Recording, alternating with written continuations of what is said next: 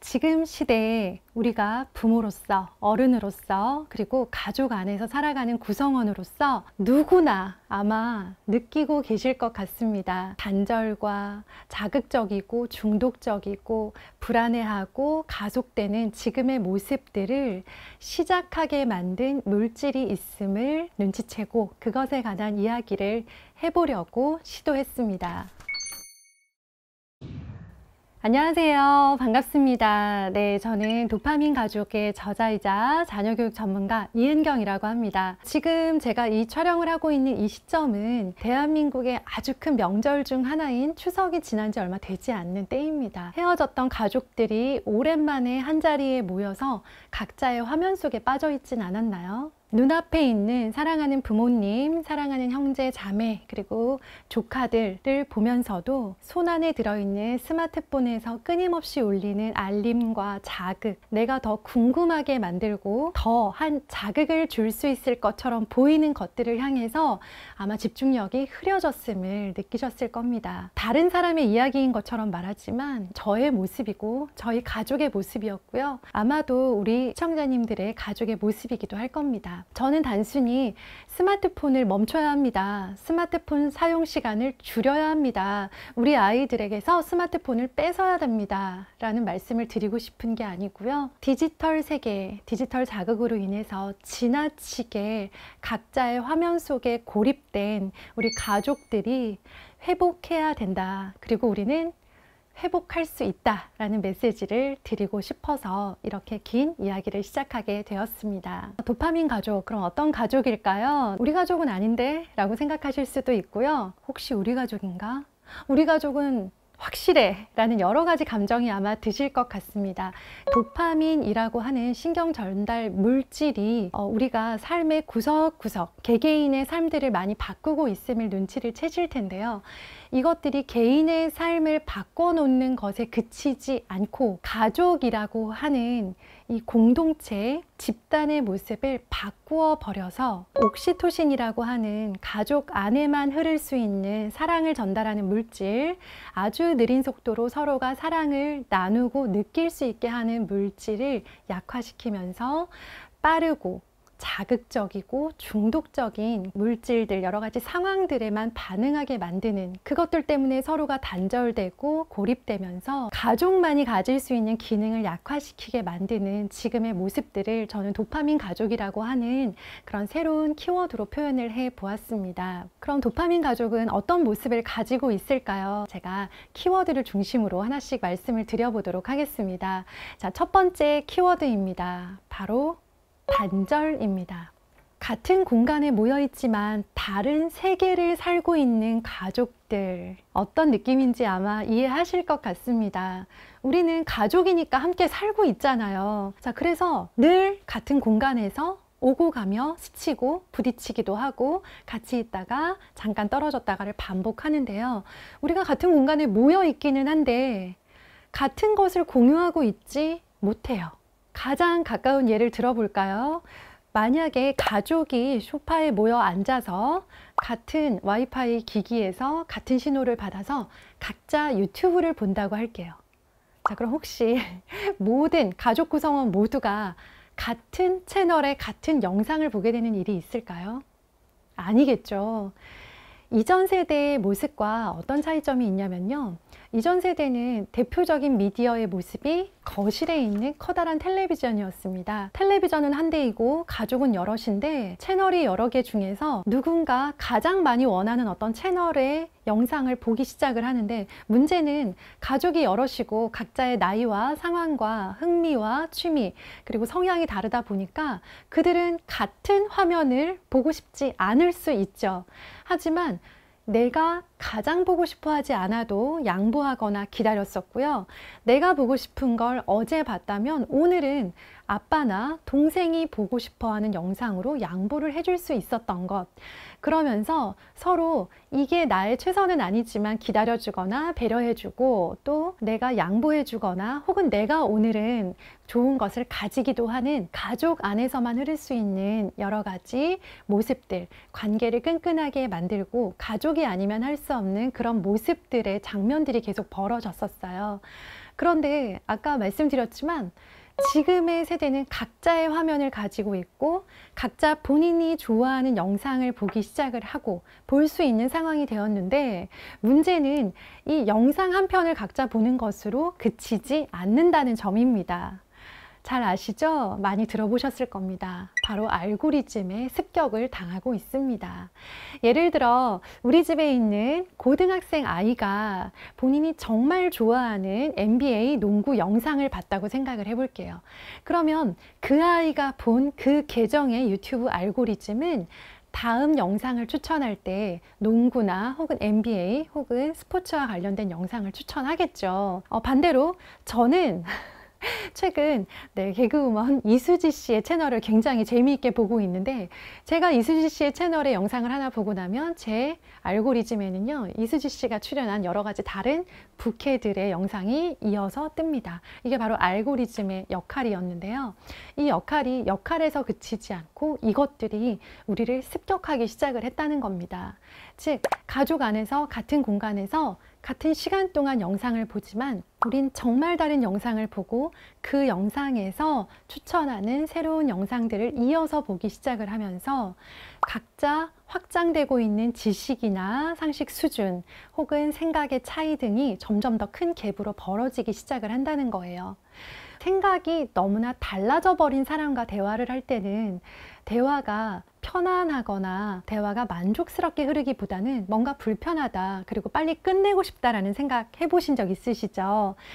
그런 것처럼 가족 안에서 각자의 알고리즘이 심화되면서 우리는 가족 안에서도 대화를 나눌 때 결코 편치 않다, 그리고 생각이 달라도 너무 다르다, 관심사가 이미 너무 많이 달라져 버렸다라는 생각을 하게 됩니다. 그래서요, 이렇게 각자의 영상, 각자의 스마트폰, 각자의 게임, 각자의 SNS로 달라져 버리고 단절되어 있는 가족들의 모습을 보잖아요. 언뜻 보면 굉장히 평화로워 보여요. 아무도 싸우지 않고요, 아무도 소리 지르지 않고요, 아무도 서로 뭘 하겠다고 다투지 않습니다. 네, 그런데 여기에서 좀 주의 깊게 생각하셔야 되는 게 뭐냐면요, 부모님과의 소통 없이, 가족과의 소통 없이 아주 조용히 화면에 몰입하고 있는 순간 아이가 영상을 통해서 새로운 어휘와 배경 지식 그리고 학습적인 요소들을 배워가고 있는 시간이다, 이건 아이에게 도움이 되는 시간이다 라고 판단을 하신다는 거예요. 여기에서 생각하셔야 될 개념이 인지과부하입니다. 아이들이 조용히 하고 화면에 몰두하는 것처럼 보이는 그 시간이요, 사실은 아이들이 그 영상에서 나오는 많은 내용들과 어휘들 그리고 빠른 속도들을 소화하지 못한 채로 그저 그 화면의 빠른 흐름을 눈으로만 따라가고 있는 상태다라는 것도 기억을 하셨으면 좋겠어요. 또 하나 말씀드리고 싶은 것은 감정 문해력입니다. 아이가 또는 부모님들이 혹은 가족 안에서 서로가 감정을 전달하고 그 감정을 읽어내는 능력이 점점 줄어들고 있다는 거예요. 예전에는 식탁에 앉아서 밥만 먹어도 우리가 서로의 기분이나 상황, 상태 등을 짐작할 수 있는 기회들이 많이 있었어요. 그래서 우리는 그 사람이 직접 말하지 않아도 그 사람이 하고 있는 이야기들을 단서로 하여 그것들에 대해서 먼저 물어보거나 좀 더 따스한 말로 위로해 줄 수 있는 그런 역할을 했던 게 가족이었잖아요. 그런데 지금 가족 안에는 감정 문해력이라고 하는 그 능력들이 사라지기 시작을 하면서 분명 서로 힘든 일이 있었고 뭔가 말할 수 있었고 말하고 싶은 내용들이 있음에도 불구하고 그것들에 대해서 선뜻 이야기를 나누거나 털어놓지 못하는 모습들을 많이 경험하고 계실 겁니다. 우리 안에 사라진 것들이 있다면 회복해야 되고요, 우리 안에 착각하고 있었던 것들이 있다면 다시 바로잡을 수 있는 기회가 되셨으면 좋겠습니다. 다음 키워드는 자극입니다. 이 자극 키워드에 관해서는요, 우리 교육 측면에서 좀 자세하게 말씀을 드려보도록 할게요. 자, 지금 아이들이요, 교실 속에서 너무나 많이 달라진 모습을 보이고 있는데 혹시 우리 시청자님들 얼마나 느끼시는지 궁금합니다. 지금 현장에 계시는 선생님들의 경우에는요, 지금 아이들의 모습이 도파민의 자극으로 인해서 얼마나 많이 달라지고 있는지, 그리고 그로 인해서 교실에서의 수업 시간의 태도와 친구들과의 관계, 선생님과의 대화, 아이들의 생활 습관까지도 얼마나 많이 달라지고 있는지에 대해서 절감하면서 정말 하소연을 토로하실 때가 많습니다. 가장 큰 이유가 뭐냐면요, 아이들의 삶이 너무나도 자극적으로 변해버렸기 때문에 그것에 비하면 교실에서의 생활이 너무 지루하게 느껴지는 거예요. 그 감정과 그 생각, 그 상태를 그대로 온몸으로, 표정으로 티를 내고 있고요. 정말 심각할 정도로 망가진 수업 태도가 그대로 증명하고 있습니다. 아이들에게 교실이 지루할 수밖에 없는 이유 한번 생각해 볼까요? 1분 미만의 숏폼 많이 보시죠? 중독성이 정말 강하기 때문에 지금 영상이 재미없었으면 다음번 영상으로 빠르게 넘어가고요. 지금 영상이 재미있다 하더라도 그 영상이 좀 느린 스텝으로 편집이 되었거나 반복되는 내용이 나오는 경우에는요, 그조차도 참지 못하고 바로 다음 영상으로 넘겨버리는 모습. 네, 저만 그런 거 아니죠. 이런 빠르게 편집하는, 그 대답까지 걸리는 그 호흡을 컷 편집으로 쳐내버려 주지 않는다라고 한다면 2배속으로 보거나 건너뛰기까지 해버리는 지금의 영상 시청 모습들은요, 우리가 더 이상 지루하거나 오래 걸리는 것들을 참지 못하는 인내심이 실종되고 있다는 모습을 보여주는데요. 이 인내심의 실종이, 어른들은 견딜 수 있는 힘을 가졌지만 아이들, 특히나 더 학년이 어린 아이들일수록 이것을 견디기보다는 그대로 지루하다고 표현하고 참지 못해서 계속 빠른 스텝, 다음 스텝으로만 넘어가려고 하는 모습들 때문에 실제로 교실 안에서는 서로를 기다려주지 못하거나 수업 자료용 영상을 누군가만 지루해해서 집중력을 잃어버리기도 하는 모습을 보입니다. 또한 이 자극으로 인해서 일어나는 일 중에 한 가지가 바로 감정 조절력의 실종입니다. 감정을 조절한다는 것, 이것 역시 성숙한 사람들의 그런 특징 중에 한 가지인데요. 우리 어른들의 경우 제가 걱정을 좀 덜 합니다. 왜냐하면 아무리 화가 나도 그 화를 표현하는 것과 아무리 화가 나는 상황을 만나도 그 화를 다 표현하면 안 되는 상황이라고 한다면 참을 수 있는 사람들이 어른이고요. 그것들을 참을 수 있는 힘이 부족해서 어쩔 수 없이 내 안에 조절되지 않는 감정을 그대로 표현하고 있는 것이 상대적으로 나이가 어린 아이들인데요. 그러다 보니까 아이들의 뇌가 점점 변해가고 있는 거예요. 그래서 실제로 지금 아이들의 교실 속 모습을 보면요, ADHD라고 진단을 받지 않았음에도 불구하고, 검사를 한다면 그 진단을 받지 않을 것임에도 불구하고 ADHD의 뇌의 모습과 상당히 유사한 모습의 뇌를 가진 아이들, 화가 나기 쉬운 뇌를 가진 아이들의 숫자가 늘어나고 있다는 겁니다. 자극이 이렇게 무서운 것이고요. 우리가 아이들이 매일같이 보고 있는 영상이나 숏폼, 그리고 빠른 컷 편집으로 이루어진 영상들을 그대로 보게 방치하는 것이 얼핏 보면 단절? 괜찮아, 단절되어도 언젠가 다시 연결될 수 있겠지 라는 정도로 생각하셨다면요, 우리 아이들이 이 자극 때문에 굉장히 위험해질 수 있다는 거 기억해 주시고요. 우리가 자극으로부터 얼마나 지금 위험한 상태에 빠졌는지 다시 한번 생각해 보시는 계기가 되셨으면 좋겠습니다. 세 번째 키워드는 중독입니다.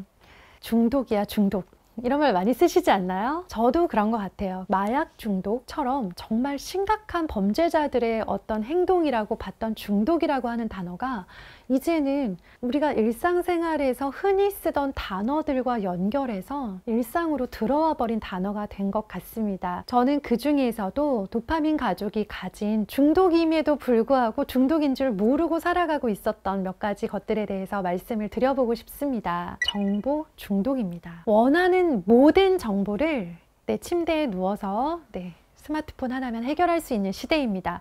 수많은 정보들을 가질 수 있다 보니까 정보를 필요로 하는 우리 부모 세대에게는요, 정보를 수집하고 내가 그 정보를 먼저 가지는 것이 일종의 중독처럼 느껴지는 거예요. 제가 자녀교육 강연을 하면서 가장 많이 봤던 부모님들의 유형 중에 하나가 뭐냐면요, 각종 입시 설명회, 학원 설명회를 찾아다니고 유튜브 영상들을 빠짐없이 찾아보고, 또한 이것들이 텍스트 형태로 정리되어 있는 블로그나 입시 카페 등을 다니면서 나에게 필요하다, 우리 아이에게 유리할 거다 생각되는 것들을 거르지 않은 채 정말 정말 많은 양의 정보들이 이 부모님에게 들어가기 시작을 합니다. 문제는 그 정보 자체를 가지는 것으로는 아무런 힘이 되지 않고 가족에게 아무런 도움이 되지 않는 경우가 많은데요. 그럼에도 불구하고 정보를 갖지 못했을 때 불안할까 봐 일단 정보를 더 많이 가지고자 하는 그런 노력들을 정말 많이 하시고요. 안타깝지만 우리 부모님들께서 정보를 더 얻기 위해서 유튜브 채널 영상을 정말 많이 시청하시고 많은 책들이나 자료들을 보시고 있는 사이 우리 아이들은 점점 더 부모님과 단절되거나 각자의 자극에 빠져 있으면서 부모님이 정보를 얻기 위해 했던 노력에 비하면 아이들이 실제로 얻을 수 있는 이로움의 양은 오히려 줄어들고 있는 모습도 많이 보입니다. 네, 또 하나 우리 가족의 모습 중에서 중독성이 있는 그런 모습 중에 하나가 뭐냐면요, 바로 소비입니다. 우리 부모님들 정말 많은 분들이 아이들에 대해서 난 더 많이 해주고 싶어, 혹은 더 해주지 못해서 미안해 라는 감정을 많이 가지고 계실 거예요. 그러면서 주변에 있는 부모들이나 가족들이 물질적인 것들이 오고 가는 모습을 지켜보면서 나도 소비를 통해서 그 만족감을 얻고 싶다는 생각을 하실 때가 많습니다. 이런 식의 정서적 소비는요, 그 당시에는 달콤하게 느껴지고 뭔가 나의 스트레스와 피로함을 해소해 주는 것처럼 보이지만 그때 그것을 결제했을 때 그 달콤함은 사라지고요. 내가 이걸 왜 샀을까? 그리고 꼭 필요한 것이었나? 라고 하는 오히려 죄책감을 부추기기도 합니다. 또한 중독으로 인해서 일어나는 가장 큰 가족의 모습 중에 하나가 잠들지 못하는 밤입니다. 늦은 시간까지 보던 영상을 끊지 못해서 하던 게임을 계속 하느라고 내가 궁금했던 것들을 더 찾기 위해서 늦은 시간까지 잠들지 못했던 경험 다 있으실 거예요. 우리가 이러한 모습들, 내가 중단하지 못해서 잠을 줄이게 되고 그 피로함이 누적되고 그러면서 힘든 하루를 보내고 돌아와서 다시 화면으로 빠져들면서 휴식을 청하는 것, 그런 악순환이 반복되면서 우리는 중독의 굴레에서 힘들어하고 있습니다. 네, 네 번째 키워드는 가족입니다. 도파민 가족이 여러 가지 면에서 참 안타까운 모습을 가지고 있지만 저는 이 가족이라는 부분에서 가장 마음이 아팠습니다. 가족은요, 가장 느린 공동체여야 한다고 생각합니다. 우리가 가정 안에서 가족들에 둘러싸여 태어났고 또 마지막에 생을 마감하는 순간에도 우리는 가족과 둘러싸여 생을 마감하게 되겠죠. 결코 빠를 수 없는, 가장 느릴 수도 있는 시간을 기꺼이 함께 해주는 사람들이 가족이라는 생각이 들어요. 사실 가정이라고 하는 공간, 그리고 가족이라고 하는 사람들과 함께 있을 때 우리는 그 어느 공간보다 느슨해지고 긴장을 내려놓아야 되는데, 빠른 것이 좋은 것이다 라고 하는 그런 근거 없는 공식 때문에 우리가 점점 가족 안에서도 서로를 재촉하는 사이가 되어 가고 있습니다. 내가 보던 영상에 비하면 엄마의 말은 너무 느리고 아빠의 대답은 너무 속이 터지고 나는 정말 지루하고 참기 힘들어 라는 생각이 드는 이유가 실제로 가족의 리듬이 느려져서가 아니고요. 가족은 원래 그런 리듬이 흐르던 공간이었는데 우리가 너무나 자주 빠져있는 디지털 세계 속에서의 흐름이 너무 빠르기 때문에 가족이 한없이 지루하게 느껴지고 너무 느리게 느껴지는 것입니다. 자, 마지막 다섯 번째 키워드는 불안입니다.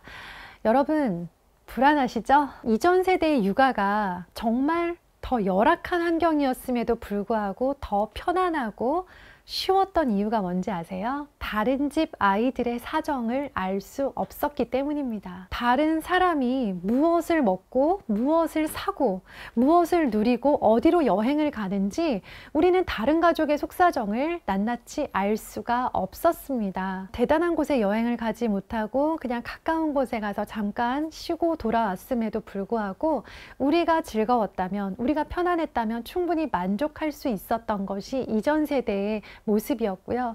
서로의 삶을 시시각각 실시간으로 서로 사진을 두고 비교하는 그런 모습들 속에 살면서 충분히 행복하고 충분히 만족스러운 어떤 상황 속에서도 결코 만족을 느끼지 못하는 모습들 속에 빠져 있습니다. 그러면서 계속 불안한 거죠. 우리 가족보다 더 행복해 보여, 우리 아이들보다 더 똑똑해 보여, 우리 부모님보다 더 돈이 많은 것 같아 보여. 하면서 서로 비교를 통해서 각자가 불행해지고 있는 그런 모습들이 바로 도파민 가족의 너무나도 씁쓸한 모습입니다. 그래서 우리는 가족 안에서 쉬고 있지만 쉰다라고 느끼기가 어렵습니다. 우리 가족이 이미 다른 가족과의 경쟁 구도 속에 놓여 있고 우리가 살아가는 모습 하나하나가 다른 가족과 실시간으로 비교선상에 놓여서 경쟁하고 뒤로 처지거나 혹은 더 멋지지 않다라는 사실을 우리가 확인하면서 살아가기 때문이에요. 자, 지금까지 도파민 가족의 모습을 5가지 키워드를 통해서 생각해 보았습니다. 우리가 이렇게 이 키워드를 통해서 이렇게 하나하나 짚어가는 이유는 그래서 우리가 잘못했다, 이렇게 하면 안 된다, 지적하고 싶은 마음이 조금도 아닙니다. 우리가 일상생활에서 하나하나 삶의 회복을 통해서 우리가 다시 본래 가족만이 가졌던 우리의 쉼과 회복, 그리고 연결되어 있는 가족의 모습으로 회복하기 위해서 우리의 현재 모습을 제대로 짚어보는 것이 중요하겠다라는 생각입니다. 가족이 다시 천천히 회복할 수 있고 변화할 수 있기를 바랍니다. 지금까지 도파민 가족의 저자 이은경이었습니다.